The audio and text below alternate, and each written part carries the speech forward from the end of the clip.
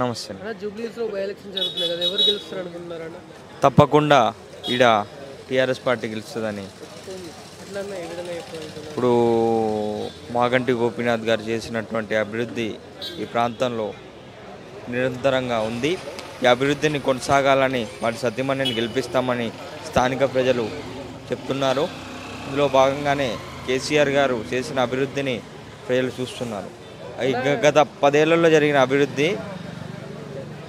కళ్ళకు కానొస్తుంది.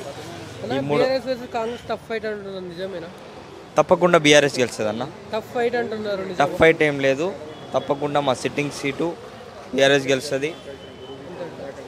బీసీ ఓట్లు ముస్లిం ఓట్లు వన్ సైడ్గా కాంగ్రెస్ పార్టీ కంటే నడుస్తుంది, నిజమేనా?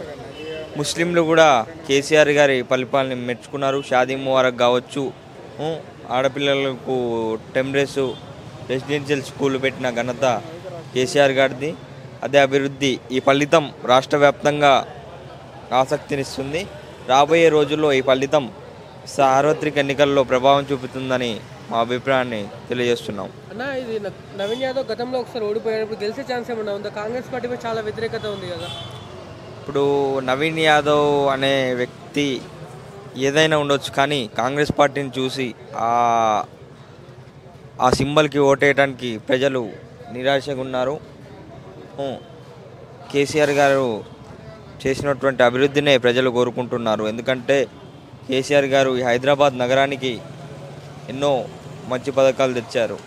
అదేవిధంగా ఈ కేటీఆర్ గారు మరీ ముఖ్యంగా ఐటీ పరిశ్రమలు తెచ్చి ఈ ప్రాంతాన్ని ఎంతో అభివృద్ధి పదంలో నడిపించారు. ఈ సిటీ, హైదరాబాద్ సిటీ ఏదైతే ఉందో బీఆర్ఎస్కి కంచుకోట. రాబోయే ఎన్నికల్లో కూడా తప్పకుండా జూబ్లీ హిల్స్లో బీఆర్ఎస్ జెండా ఎగురుతుందని అనుకుంటున్నాం. ఓకే అన్న, థ్యాంక్ యూ.